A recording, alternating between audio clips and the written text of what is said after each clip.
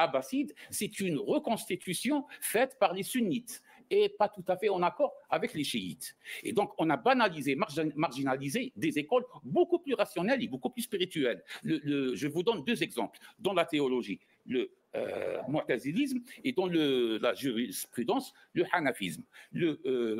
Ces deux écoles, dans la théologie et dans la juridiction, ces deux écoles restreignent la base textuelle. Ils laissent que le Coran et ils laissent plus la place à l'expérience personnelle et à la rationalité pour constituer sa propre religiosité. Alors que le sunnisme a élargi. Je ne sais pas si vous connaissez que les hadiths, c'est des centaines de milliers d'adages attribués au prophète 250 ans ou 280 ans après sa mort. Donc, lorsqu'on élargit la base textuelle, on restreint l'expérience personnelle. Lorsqu'on fait le contraire, on restreint la base textuelle, on donne plus à l'expérience spirituelle et intellectuelle de celui qui interprète le texte coranique. Je ne veux pas trop monopoliser la parole. Ça, c'est texte sans contexte. Maintenant, texte sans co-texte. C'est quoi ce jargon? Co-texte, c'est un néologisme pour faire la différence avec contexte. En réalité, il s'agit d'un contexte de l'expression verbale. C'est-à-dire, pour comprendre un texte, il faut lire un peu avant et un peu après. Il ne faut pas sortir un verset, parce que si vous sortez un verset et vous dites « j'ai raison », un autre vous sort un autre verset pour vous dire « vous avez tort ». Donc, il ne faut pas sortir un verset ou deux versets ou un petit passage au milieu d'un contexte. Donc, pour faire la différence, nous avons le contexte qui est historique et social. Le problème, c'est que la majorité des savants musulmans ont fait ça pour justifier certaines fatawas, pour justifier des théologies, justifier plein de positionnements islamiques, des comportements donnés, etc. Ça a toujours été des versets qu'on isole comme ça Ouais, et mais après, qu'on apporte à notre tu connais la méthode, mec. C'est-à-dire que des fois, ils ont un niveau gaze, archi gaze, mais pour dribbler, hein, comme Ibn Taymiyyah, hein, là, pour aller justifier l'injustifiable, ça y va, mec. Ça le Voilà, problème. Ibn Taymiyya, quand il fait ses fatwas, en général, c'est toujours comme ça. Il te sort un, il te sort un verset, rien à voir avec le sujet, forcément. Et il te dit, oui, mais puisqu'il y a ce verset, qu'il y a ce hadith, et il y a que cet avis de savant, donc je me permets d'avancer tel positionnement. C'est comme ça qu'il faisait. Alors, un jour, on vous lira un peu quelques avis d'Ibn Taymiyya, vous comprenez l'ambiance. Donc espace et temps, et nous avons le contexte qui est avant et après, c'est-à-dire le contexte de l'expression verbale. Pourquoi c'est un texte sans contexte? C'est parce que le Coran a été réuni pêle-mêle, à la hâte. Il faut savoir que le Coran ne suit pas l'ordre. C'est catastrophique, mec. Mec, il y a une perquisition, 6 heures du matin, mec, t'as la police qui vient, mec, tu t'habilles avec des trucs dépareillés, un vieux pull, tu ouvres la porte, mec, vite fait, mec, on a pas le temps. Mec, la première fois où j'ai regardé cette vidéo, j'étais choqué quand elle avait utilisé cette expression. Elle a dit pêle-mêle, il y a l'impact. Je me suis dit, à l'arrache, frère. Le truc, ça a été fait à l'arrache, frère. C'est ça le problème. Mais comment qu'on prenne ce Oh truc là là sérieux, là. les frères? Un peu de concentration, un peu de professionnalisme, sérieux. Pas l'ordre chronologique de la révélation. Et nous avons l'habitude de lire le Coran à l'envers. C'est-à-dire, on commence par les grandes sourates, qui sont tardives, pour finir peu à peu aux petites sourates, qui sont beaucoup plus anciennes. Nous lisons le Coran à l'envers, mais pas tout à fait à l'envers, parce que c'est pêle-mêle, il n'y a pas un ordre. Cet ordre de décroissance des sourates, c'est-à-dire on commence par la plus longue, puis la moins longue, puis la moins longue, etc., c'est une habitude sémitique. C'est une habitude sémitique. Les arabophones dans la salle savent très bien que les recueils de poésie, que ce soit pré-islamique ou à l'époque omeyyade ou à l'époque abbasside. Ah, t'as vu le dribble à Bruja? Là, il est fort, mec. Tu Ouais, comprends ouais. maintenant pourquoi tout à l'heure ils ont dit poésie, tout ça dans Wikipédia? Parce qu'il y a des justifications derrière. Ok, je vois. Je vois, je vois. Mais c'est intéressant, c'est un bon argument finalement, tu vois. Mm. Quand nous on dit qu'il n'y a pas d'ordre, mais en fait, si, il y a un ordre culturel, mec, des Arabes, hein, toujours, tu connais. Enfin, Mais en fait, c'est pas ça. Enfin, oui, oui, c'est ça et ce n'est pas ça en même temps. Dans le sens, quand on dit c'est ça, c'est oui, le Coran a été organisé comme un recueil de poésie. Prenez-le comme vous le voulez, c'est un fait. Mais en même temps, il a été recueilli et ordonné pêle-mêle parce que, mec, t'as des sourates qui ont été révélées donc selon une chronologie. Mais quand tu commences à lire le Coran dans l'ordre dans lequel il a été réuni actuellement, en tout cas compilé actuellement, excuse-moi, c'est pas du tout chronologique en fait. Mais vraiment, ça a aucun sens. T'as des sources qui auraient dû, là, elles auraient pu être organisées pour être largement plus cohérentes d'un point de vue historique. Mais là, non, vraiment, ils s'en foutaient complètement. C'est que l'ordre il était complètement aléatoire. Donc là, ça devient un peu problématique, mec. Là, ça devient un peu problématique quand même. L'excuse de la poésie, elle peut passer, mais pas à ce point non plus. Pas à ce Oui, point. après, en fait, ça répond à la moitié du problème, c'est-à-dire, Voilà, ça répond à la désorganisation des sourates. Ok, il n'y a pas de souci, tu résous 1 sur 2, mais après, ça résout pas le problème des sourates en elles-mêmes que tu passes du coq à l'âne. Khay. Ah, ça, je te voilà. l'accorde. Oui, oui, voilà, ça a aucun sens. Ça, on comprend pas ça, la cohérence des sourates entre elles. Hein, après, ça ruine tout. loin de tel ou tel sha'ir, poète. Donc on commence par la plus longue des... Mais en fait, le problème, c'est que le Coran n'est pas à la base un recueil de poésie. C'est ça qui est catastrophique. Mais donc, ils ont traité le Coran comme un recueil de poésie, alors qu'ils auraient pas dû faire ça. C'est plus un recueil c'est comme un journal intime. Ah, regarde. Le Coran, c'est un journal intime, en vrai, à la base. C'est Momo, et voilà, il commence ses premières révélations, il parle avec les polythéistes, puis il se prend la tête avec eux, puis il va à Médine, il se prend la tête avec les juifs et les chrétiens. À la base, c'est un journal intime. On est d'accord. C'est un recueil de voyage. Je sais pas, moi, c'est un journal de bord pour les marins. C'est pas censé être un recueil de poésie. Et là, t'as des gens gays, des gens nuls, qui ont considéré ce corpus de texte comme un recueil de poésie et qui l'ont donné de cette manière. Ouais, c'est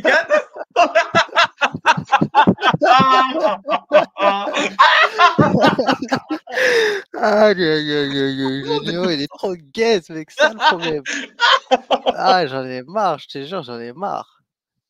Mais franchement, c'est comme MDS qui nous avait dit, ouais, moi j'aime bien cet ordre-là. Tu vois, c'est ça le problème. Après, t'en viens à dire des choses, mec. Ah, mais s'il te plaît, hey, s'il te aberrant, plaît. aberrant, aberrant. Aberrant, aberrant. Tu vas pas nous faire croire. En fait, tu nous sors cet argument, à partir de maintenant, nous, on va rigoler, mec. C'est tout ce qu'on va faire. Parce que c'est pas Oui, possible. On oui. peut pas On, accepter ce genre d'argument. on peut plus te prendre comme quelqu'un de crédible après ça, c'est fini. Ouh, putain. des poèmes, le plus long des poèmes, et puis le moins long, le moins long, le moins, jusqu'à quelques versets. Prenez, faites l'expérience, cherchez sur Internet, Diwan al-Mutanabbi, Diwan al-Bahtouri, Diwan Jarir, Diwan al-Akhtal, et vous allez voir que ça suit la même logique. Plus surprenant encore, les épîtres. J'aime Vous savez, bien dans le Abu Nouveau Hijra. Testament, il Plus Mhm. surprenant. Ah oui, ça pourrait être surprenant. Moi, il m'avait choqué, même Déjà, pêle-mêle, pêle-mêle, c'était à déjà la surprenant. hâte. Je suis désolé, Les mec. Tu manuscrits de ressors. Sana, Ah palimpseste, oui. transmis par le sens et pas par la lettre. Ah Catastrophe, oui. catastrophe. Mec, tu ressors de la conférence, t'es sonné. Je te jure, moi, j'étais sonné. Le Coran lui-même ne contient pas la preuve d'Allah. Tu dois d'abord croire en Dieu, à Allah, avant de croire en Allah quelque part. Parce que Dieu Ah oui, oui, personnel, oui. c'est vrai que ça vient pas tout seul. C'est pas intuitif quand tu lis le Coran. il y a les 4 évangiles, et puis il y a les épîtres. Enfin, il y a les actes des apôtres, puis il y a les épîtres. Les épîtres attribués aux apôtres et attribués aux anciens. Le, le- le- le plus prolixe dans les épîtres, c'est celui attribué à Paul, Paul de Tarse, Saint Paul.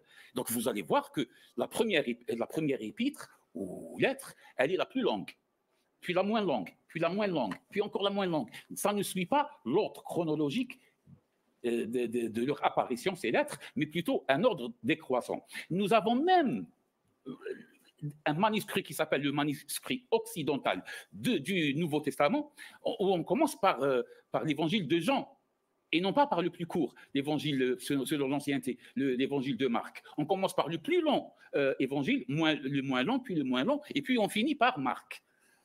Les chrétiens, là, cette fois-ci, c'est qu'ils vont témoigner, ils savent de quoi je parle. Donc, voilà. Mais pourquoi son contexte?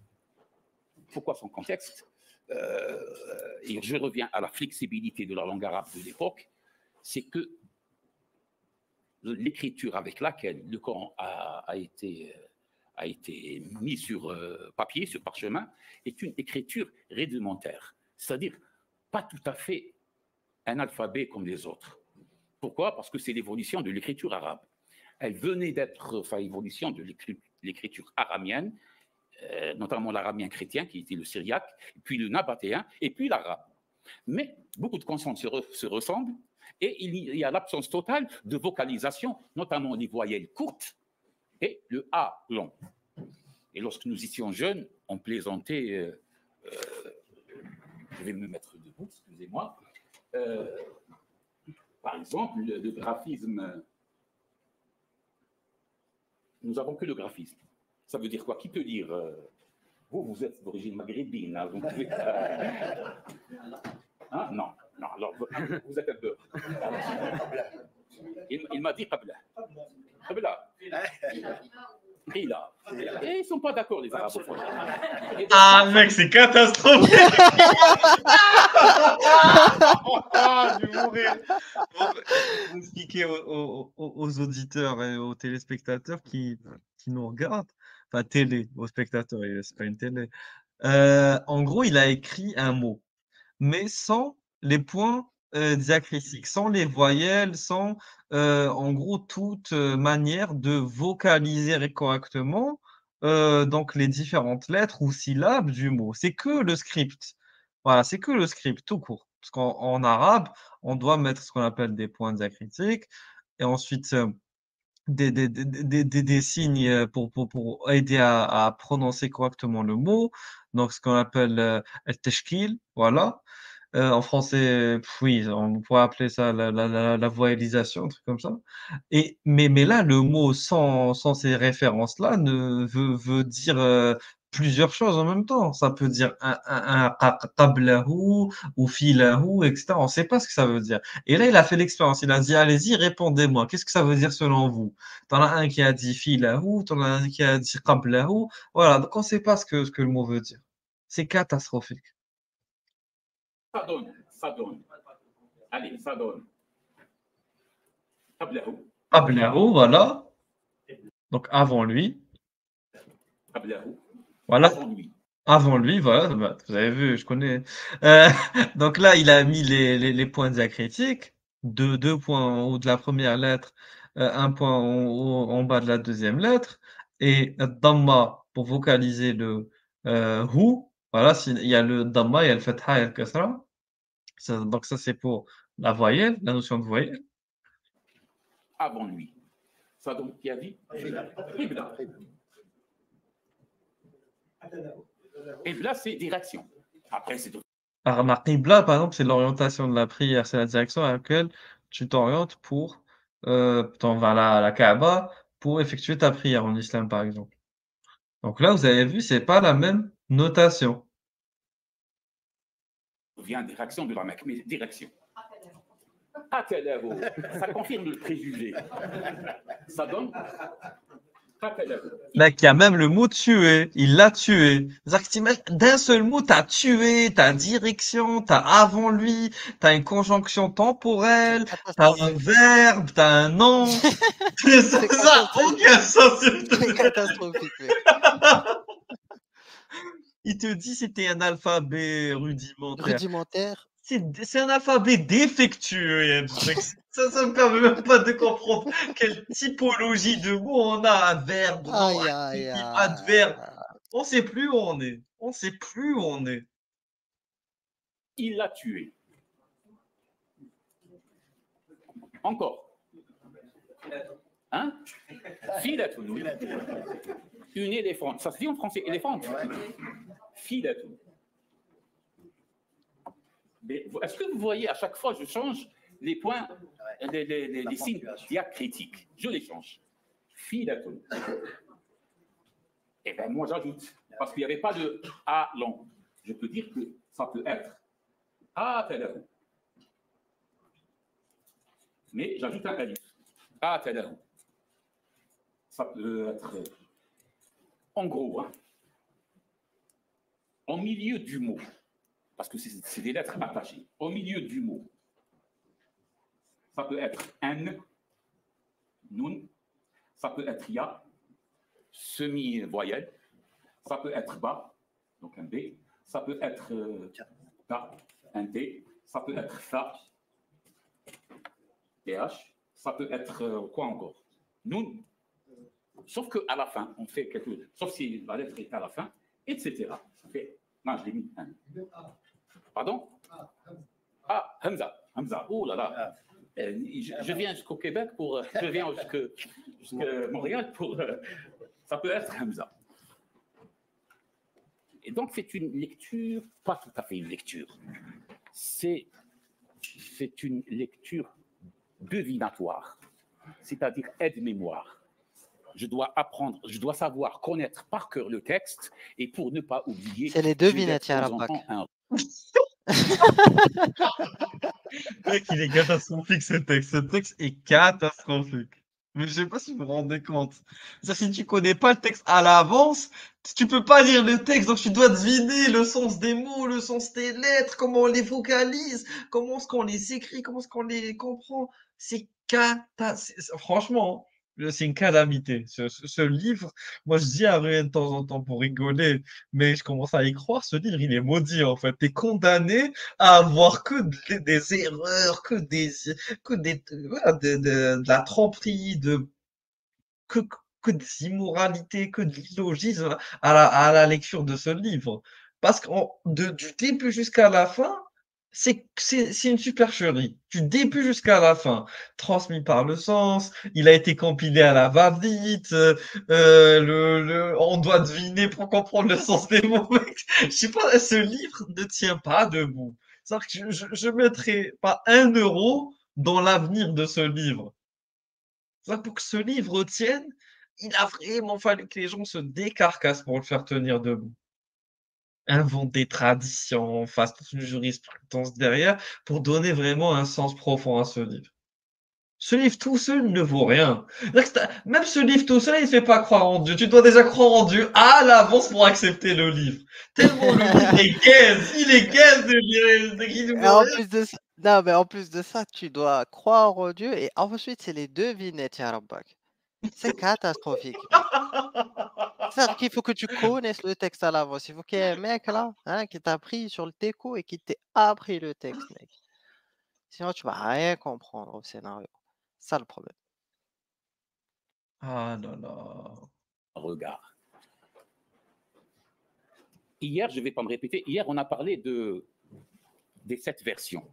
Les 7 versions, c'est que le prophète toléré, et j'ai tendance à croire, à authentifier, à croire en l'authenticité de ce hadith, de ces hadiths. Le prophète autorisait ses compagnons, chacun lit le Coran selon son idiome, selon son aisance linguistique, sa facilité linguistique.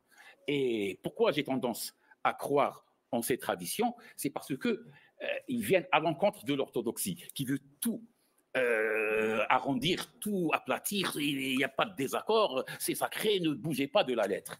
Il y a des hadiths qui disent que lorsque deux compagnons ne s'entendaient pas dans la récitation de tel ou tel verset, ils prennent le prophète comme témoin, il dit au premier récite, il lui dit c'est ainsi que le Coran est descendu, il dit au deuxième récite, il lui dit toi aussi, c'est ainsi que le Coran est descendu. Et puis il leur a dit, allez-y, lisez le Coran comme cela vous est à l'aise, vous est aisé. Et puis, ce Coran est descendu selon cette version, c'est-à-dire Ça se ressent à l'époque. Momo, il devait en avoir marre.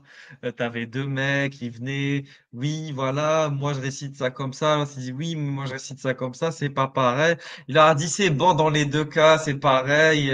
Djibril, il a dit que c'était pareil. C'est descendu sur l'ancienne version. Et comme par hasard, vos 2 versions font partie des 7 qui sont acceptées et qui ont été voilà, données par Gabriel. Ah, ça tombe bien. Donc c'est bon, partez. Et me faites pas chier, s'il vous plaît, les gars, faites pas chier. Voilà, merci. Tiens, mec, c'est le prophète.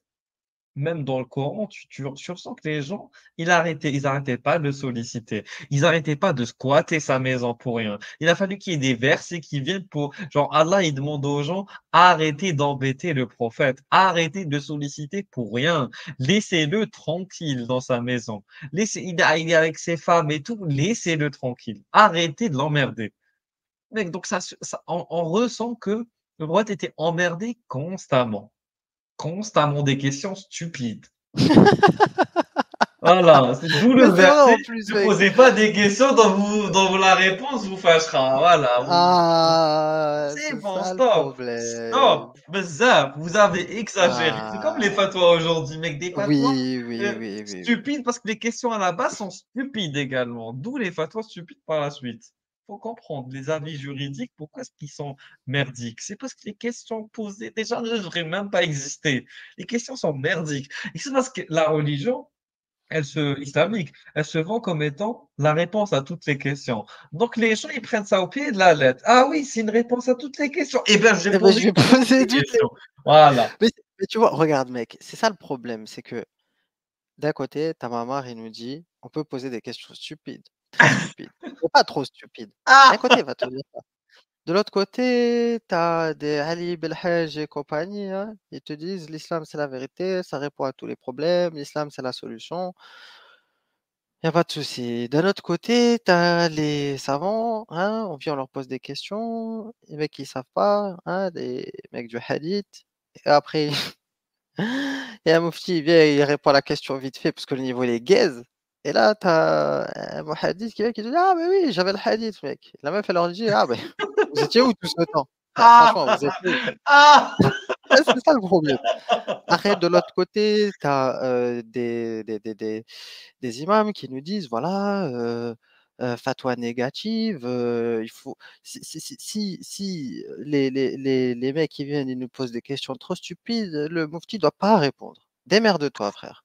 Démerde-toi, ya rabbak.» Et oui, ça existe aussi. Donc, tu vois, il y a Oui, toutes les c'est vrai. configurations possibles. C'est ça le problème. Les gens ne veulent pas comprendre que quand on parle d'islam, de quoi on parle? Vous voulez parler d'islam, là, s'il vous plaît, spécifiez un peu.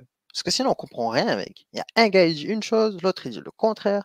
Il y a quelqu'un dans les commentaires qui a dit on sent le désarroi de tous les prédicateurs et tout, puisque ils se coordinent pas, mec, dans ce qu'ils disent. T'as Ghalib Béchir, t'as Sohaib Béchir, là, il est en train de tout déballer, mec, à cœur ouvert, y a pas de souci. Et de l'autre côté, t'as des gens, ils essayent, mec, de cacher les textes comme ils peuvent. De l'autre côté, t'as des mecs qui font la position de on assume les textes, vous allez faire quoi? Hein, les gens en Belgique, tout ça, il y a pas de souci. Et comment on fait en fait? En fait, il y a toutes les configurations. Les gens ils me disent islam. De quoi on parle, les gars? S'il vous plaît. Ah là là. On continue. 7, je ne dis pas variante, je dis 7 versions. Et le chiffre 7 ne veut pas dire le nombre, mais veut dire une dizaine. Parce que chez les sémites, lorsqu'on dit 7, c'est une Ah dizaine. là là, Lorsque mec, Ah, les sept, j'en ai marre. le 7 qui veut pas dire 7, 7 c'est une dizaine. Mec, c'est pas possible. Mais c'est quoi cette religion codée, mec? C'est que du symbolisme, c'est pas possible. C'est pas possible. Mec, on est obligé d'enterrer des textes, on est obligé de en fait, le mec, il te dit: «Mais non, en fait, il faut que tu suives un imam, il est caché. L'imam, il est occulté, il y a que lui qui peut comprendre Ah! le texte.»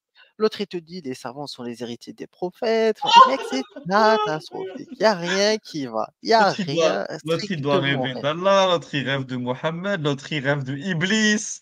Voilà, il Oh rêve là de Shaitan. là! Putain, c'est qui va dans Iblis qui vient valider des aqidas, l'autre, Ah! une oreille pour une oreille. Pa pa pa pa pa pa pa pa pa pa. C'est catastrophique. Continue, j'en ai marre. Lorsque je dis 70, c'est des dizaines.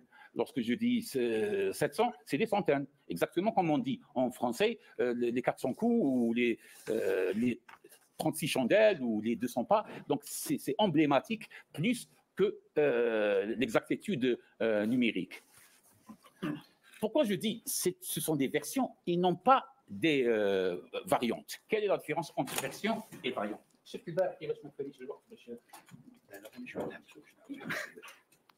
Alors,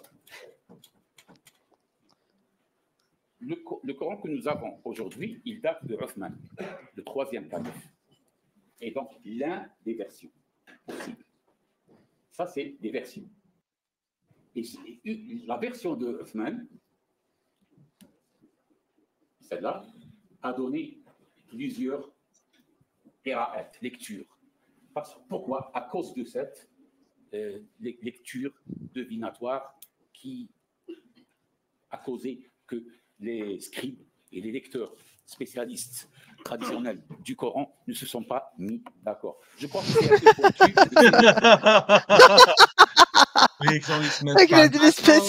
Les spécialistes, ils ne se sont pas mis d'accord. Après, il a dit, je crois que c'est un peu pointu, on va zapper la question. J'en peux plus, mec, je te jure, j'en peux plus. Ah là là, j'en ai marre, je te jure, j'en ai marre. Mais c'est trop, en fait, c'est pas possible. Mais c'est incroyable, cette histoire, je te jure, c'est incroyable. Ce livre, il est quantique, en fait. Il est vrai tout en étant faux, il est bon tout en étant mauvais, sa rédaction était sérieuse tout en étant pas sérieuse. Oh là là. Loin de vos soucis. Alors, je vous laisse. Il a dit loin de tous vos soucis, c'est nos soucis. Moi, c'est un souci Oui, pour mais moi. oui. Moi, j'arrive pas à dormir sans avoir compris. On est en pourquoi angoisse, tous mec. les- On est en Voilà, angoisse. on n'entend pas bien. La lecture pose problème déjà au départ, puisqu'on peut être plusieurs à lire chacun à sa manière. Voilà, mec, il a Ah. réagi, mec, il a réagi, il en a eu marre. Il voulait pas esquiver la question. Et regarde son web, il est pas bien. Oui, Il a oui, pas oui. laissé. Et le mec, il voulait Il pas est pas bien, esquiver il est la pas bien, question. il est pas bien, il est pas bien. Ce qui veut dire aussi que du point de vue de l'identité, on peut avoir plusieurs identités musulmanes. Le musulman ou l'identité de nos jours, dans les pays surtout européens, nord-américains, occidentaux, est vue telle que je suis sunnite, tu es sunnite, mes habits et chiite, tu es chiite, ou tu es sunnite aussi. Bon, je ne sais pas s'il y a des chiites ici, c'est déjà une différence, mais on nous dit tous, vous êtes communauté musulmane. Donc, qu'est-ce que tu peux nous dire aujourd'hui de cette identité musulmane dans les sociétés laïques? Déjà, le terme identité musulmane me cause problème. C'est un oxymore. Parce que selon une logique formelle, ou théoriquement, la religion est une option. Elle n'est pas identitaire. C'est-à-dire, on choisit. On choisit. C'est vrai, on ne le fait pas toujours, mais normalement, on choisit. Théoriquement et logiquement. J'ai une identité, quoique je n'aime pas le mot identité, ça appartient au lexique de l'extrême droite. Vous allez voir pourquoi. Mais normalement, j'ai déjà mon histoire et mes origines, et puis je suis libre de choisir pour moi quelle est là où je me sens mieux. Si j'ai une fibre d'un croyant, si je suis croyant, je choisirai pour moi quelle est la plus convaincante ou la plus proche de ma sensibilité. La religiosité est une option. Tu vois, nous, on a notre branche, c'est la Hazamia, mec, c'est ce qui nous correspond le C'est plus, ça. tout simplement. Exactement. Non, après, moi, je suis pas d'accord avec Sohaib Benchir. Je considère pas que l'identité, appartienne à un lexique de droite, de gauche. L'identité, c'est un domaine d'études, d'ailleurs, qui est enseigné dans plusieurs paradigmes, excuse-moi, disciplines universitaires. L'identité, le principe d'identité déjà existe en philosophie, ce qui désigne la relation ontologique d'égalité à soi-même. On retrouve le principe d'identité dans les sciences sociales, à travers l'identité sociale, justement, l'identité individuelle, l'identité collective. L'identité, c'est un principe qui existe en mathématiques, à travers l'identité remarquable. Donc voilà, c'est pas juste l'identité, ça existe dans le droit, dans l'administratif. Tu peux pas juste dire l'identité, c'est un lexique rattaché à la droite. Moi, je trouve que Sohaib Benchir, il a apprécié pour une blague, voilà, peut-être c'est un peu drôle, mais quand on se veut être sérieux, pour le coup, voilà, on ne doit pas commencer à dire n'importe quoi et rattacher des mots à des partis politiques, alors que, essentiellement parlant, la notion d'identité, elle est beaucoup plus ancienne que même la République française et que la droite et la gauche. Le principe d'identité, il date de millénaires et de millénaires. Voilà, bon, on continue. Donc, elle ne peut pas être une identité. Ce n'est pas une nation, être musulman. Ce n'est pas une nation.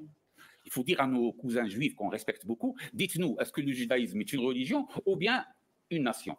Ça, il faut clarifier. En tout cas, l'islam n'est pas une nation. L'islam n'est pas une ethnie. Être musulman, normalement, est un choix. Si ce n'est pas un choix, j'invite les musulmans qui ont eu leur islam par héritage, donc c'est accidentel et par contingence, de vérifier leur propre, une fois adultes, ils vérifient leur propre héritage. Ainsi, leur adhésion à l'islam a une signification. Pourquoi je n'aime pas le mot identité? Parce que, je ne sais pas, on a tendance à... Par contre, il n'a pas dit, et si vous êtes plus Oui, d'accord, oui, on va oui, pas oui, oui. s'amuser. Il a pas ouvert sa bouche, tu vois. Il n'a pas, Il il est est resté pas allé très, très jusqu'au calme. bout. Il est resté très, très, très, très calme sur son propos, tu vois. Vérifier, mais tranquille. Il n'a pas développé. Il est resté assez timide. Mais bon, il a Imaginez quand même figé. dit, voilà, vérifier, Oui, bien sûr. et ça va renforcer normalement, hein, ça devrait renforcer Ça votre vraiment, c'est votre foi. Je disais que quand je en regarde la l'occurrence, conférence, là, voilà, je ouais, suis nous, pas trop on a vu rassuré. que, mec, on a vu que dans les témoignages, hein, ceux qui ont voulu, se concentrer pour approfondir leurs connaissances dans les textes, dans le Coran et notamment, hein, le confinement.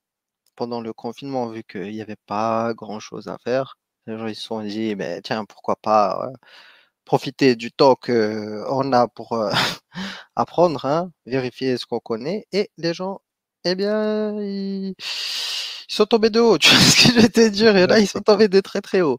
C'est ça le problème. Un grand, grand, grand vertige, et là, la question est toujours, ouverte. En 2024, la question est toujours ouverte. C'est vrai. Où elle est statique, alors que l'identité est un enrichissement. L'identité, c'est un apprentissage de tous les jours. L'identité, a ses racines dans les tensions culturelles. Je ne sais pas, être français, c'est être franc populaire de Léon Blum ou l'Action française? C'est être Gambetta ou Jean Jaurès? C'est être le maréchal Pétain ou Charles de Gaulle? C'est être l'Action française ou anarchiste? Vous voyez, c'est tout ça. Tout ça et la dialectique entre tout ça fait qu'un Français devient un Français. Et c'est la même chose pour l'Algérie, c'est la même chose pour le Maroc, c'est la même chose pour toutes les nations. Donc déjà, le mot identité, pratiquement un nominalisme. Donc il n'a pas de contenu, il est vide de sens. Maintenant, par bien-pensance, par tolérance, un zèle de tolérance, une société non musulmane me renvoie malgré moi à une communauté précise, voire même une vision archaïque? Non. Non. Cette tolérance ressemble beaucoup à un certain mépris. C'est-à-dire, face à un musulman rationnel qui a une allure moderne, c'est douteux. Il ne représente pas l'archétype du musulman archaïque. Donc, il n'est pas représentatif. Mais si je suis, je sais pas, si je confirme l'idée qu'on a du musulman, là, je suis représentatif. Là, oui, on dialogue avec moi. Et c'est pour ça que je me souviens, j'ai démissionné d'une très grosse association.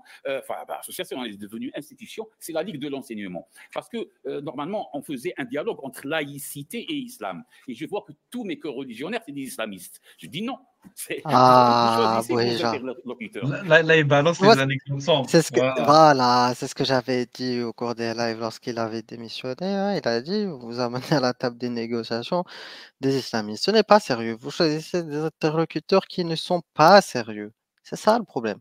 Après, tous les justement, après on est là dans les problèmes, expulsion, pas expulsion. Mais déjà, cette question, bien sûr, évidemment, depuis 2003 mec, avec, Nicolas Sarkozy, construit le CFCM, le gars veut des représentants. À la table des négociations, il y a des gens qui s'avancent, qui se disent représentants de l'islam de France, mais le problème, c'est que les gens n'ont pas voté pour ces représentants. Après, ça a fait des problèmes en cascade, mec. Parce qu'après, les gens disent, mais nous, on n'a pas choisi ces gars-là. De toute façon, vous nous tapez dessus, la communauté. On n'a pas choisi. C'est vrai. Alors, bien sûr, il y a des gens qui sont anti-mosquée FM. Il faut être honnête. Tu vois, dès qu'il y a un imam un peu frériste, un peu pro-laïcité ou je sais pas, hein, pro-vote, pro-ceci, cela, il y a des mosquées qui sont boycottées, mec, tout simplement. Boycottées. Alors, ça va créer des problèmes en cascade, démultiplication des mosquées pour des questions de rivalité. T'imagines? Pas les problèmes que ça engendrait. Oui, nous, on veut notre mosquée, lui veut sa mosquée, l'autre veut la mosquée. Il y a des rivalités, des tensions, des OPA sur des mosquées. Mec, c'est de la folie. C'est une bataille politique acharnée, mec. Tu vois ce que je vais te dire? C'est sombre. C'est sombre. Alors qu'il suffisait à la base de régler la question très simplement. Tu vois ce que je veux te dire? Oui, bien sûr. Oui. Il ne faut pas choisir allez-y dehors. Le premier venu des musulmans et des représentatifs. Ne choisissez pas les islamistes.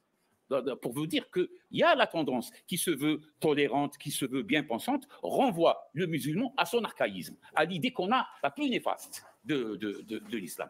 Et c'est pour ça que lorsque vous voulez, les journalistes français, lorsqu'ils veulent filmer une musulmane, eh ben, une voilée qui a des couffins et qui est presque mal habillée, désœuvrée, et à la maison, elle boit du thé avec son mari qui fume, je ne sais pas quoi. Donc, vous voyez, c'est stéréotype. Bon, parlons de laïcité avant on parlera de l'actualité. Au début du XVIIIe siècle, préparer la laïcité est arrivé en France. À ce moment-là, il y avait des musulmans en France. 18e siècle, c'est difficile. Non, Ah oui, j'ai là. Arrivé à ce moment-là. Ouais. Désolé, juste 2 secondes. En fait, là, il y a une question très intéressante. Là, tu vois, c'était il y a 6 ans. Et le problème, en 2024, quel est le problème? Problème, actuellement, de pluralité. On a des problèmes de pluralité dans les chaînes de télévision, des débats à ne pas en finir, des commissions parlementaires. Donc, en réalité, c'est une question complexe, mec. Parce que on reproche à des politiques d'éviter que des... Pardon, non, on reproche à des médias d'éviter des politiques ou de ne pas inviter des politiques. De ne pas inviter certaines personnalités, d'autres ils te disent non, on n'invite pas des partis, d'autres ils te disent non, c'est vraiment des personnes qu'on n'invite pas, nous on ne s'allie pas à tel, nous on ne s'allie pas à ceci, nous on ne s'allie pas à cela, chacun se renvoie aux extrêmes. Après il y a le problème de l'islam au milieu, après les gens ils viennent te dire oui, mais le problème c'est que vous mettez des gens qui ne sont pas représentatifs, mais de toute façon il n'y a pas de représentativité, c'est un problème, c'est un casse-tête, c'est insoluble mec, c'est un casse-tête chinois, mec. Un casse-tête chinois islamique à la PAC. C'est vrai, c'est vrai. Ça, c'est vrai. Bon, au XVIIIe siècle, c'est difficile. Déjà, le musulman ne quittait pas sa région, notamment dans un pays occidental. Mais il y avait les colonies. 19e siècle. 19e siècle. 19e, début 20e. Voilà. Donc, oui. À partir de là, on voit la laïcité, en France en particulier. Oui. Est-ce que le législateur, à ce moment-là, a fait fi des musulmans qui étaient dans les colonies, qui étaient en Algérie, les 3 départements, qui travaillaient Oui, malheureusement. Voilà. Vous savez, il y avait une petite communauté fin 19e siècle. On les appelait les Mamelouks. Il faut savoir que Napoléon, non, Bonaparte, pas encore Napoléon, pas encore empereur. Bonaparte, dans sa campagne d'Égypte, il a ramené avec lui un bataillon, moins que bataillon, c'est quoi? Je ne sais pas. Un bataillon de soldats mamelouks. Si vous connaissez Goya, le peintre célèbre espagnol, d'ailleurs, lorsque Napoléon, cette fois-ci empereur, il a envahi l'Espagne, Goya représente des mamelouks qui sont en train de, avec leur habit arabe, qui sont en train de fusiller les Espagnols rebelles. Après, il y avait... Tu vois, Abou Hijra, très intéressant et très important de comprendre